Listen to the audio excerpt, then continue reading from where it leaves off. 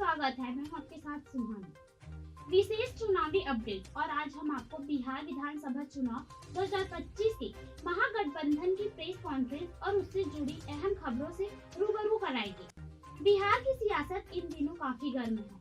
महागठबंधन ने हाल ही में पटना के होटल मौर्या में अपने चुनावी रणनीति उम्मीदवारों और सीएम फेस को लेकर अहम घोषणाएं की। इस मौके पर आरजेडी प्रमुख तेजस्वी यादव की मौजूदगी सबसे ज्यादा ध्यान आकर्षित कर रही थी। इस प्रेस कॉन्फ्रेंस में सबसे बड़ा मुद्दा था सीएम फेस। महागठबंधन ने साफ कर दिया है कि बिहार में उनकी सरकार बनने की स्थिति में मुख्यमंत्री के तौर पर तेजस्वी यादव होंगे। इसके साथ ही वीआईपी प्रमुख मुकेश सहनी को उप मुख्यमंत्री पद का उम्मीदवार बनाया गया।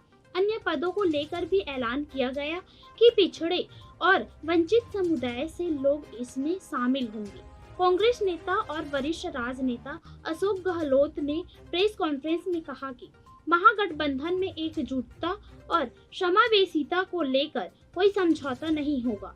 उन्होंने स्पष्ट किया कि यह गठबंधन सभी वर्गों को ध्यान में रखते हुए चुनाव लड़ रहा है। ये कह सकता हूँ, खड़गे साहब, राहुल गांधी जी, तमाम जो साथी बैठे हमारे, इन सबकी राय लेकर के हमने तय किया है इस चुनाव में अगले मुख्यमंत्री चेहरे के रूप में तेजस्वी यादव जी को हम लोग प्रमोट करते हैं।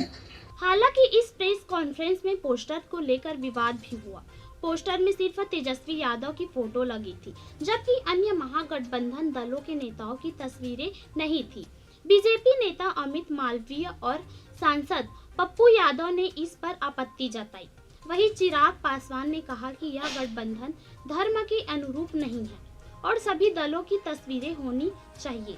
इस विवाद में मीडिया और सोशल मीडिया पर भी बहस का मुद्दा बना दिया है, लेकिन महागठबंधन ने इसे चुनावी रणनीति का हिस्सा बताते हुए सीधे तौर पर नजरअंदाज किया। महागठबंधन ने बिहार विधानसभा की 243 सीटों के लिए कुल 253 उम्मीदवार मैदान में उतारे, यानी गठबंधन ने सीटों की संख्या से 10 अधिक प्रत्याशी घोषित किए हैं। दरअसल सीट बंटवारे को लेकर चली लंबी खींचतान और असहमति की वजह से कई दलों ने नामांकन की अंतिम तारीख से पहले अपने अपने उम्मीदवारों की सूची अलग अलग जारी कर दी है। इस कारण कई सीटों पर सहयोगी दलों के बीच आपसी मुकाबले की स्थिति बनी हुई है। महागठबंधन ने ऐलान किया है कि उनका घोषणा पत्र 28 अक्टूबर को जारी किया जाएगा। इसके बाद राहुल गांधी और तेजस्वी यादव एक साथ बिहार में रैली करेंगे। वहीं भाजपा भी चुनावी प्रचार में पीछे नहीं है। प्रधानमंत्री नरेंद्र मोदी 30 अक्टूबर को मुजफ्फरपुर और छपरा में रैली करेंगे। केंद्रीय गृह मंत्री अमित शाह 24 अक्टूबर को सिवान और 25 अक्टूबर को नालंदा में चुनावी सभाओं को संबोधित करेंगे।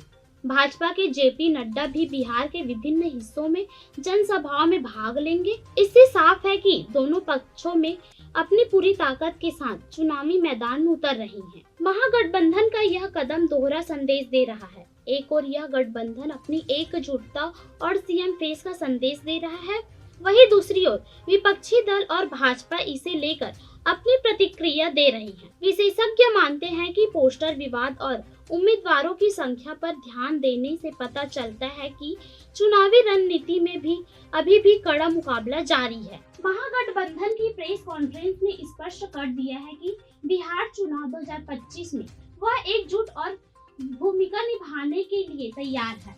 वहीं भाजपा और अन्य विपक्षी दल भी अपने अभिमान को तेज करने में कोई कसर नहीं छोड़ रहे हैं। जैसे ही चुनावी घोषणा पत्र और रैलियों की तारीखें नजदीक आएगी, हम आपको हर पल की अपडेट देते रहेंगे।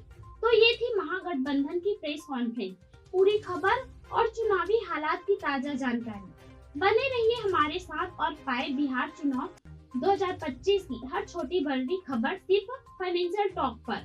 ऐसे ही खबरों का अपडेट पाने के लिए हमारे चैनल को सब्सक्राइब करें। इसके साथ ही हमारे फेसबुक और इंस्टाग्राम पेज को फॉलो करना ना भूलें।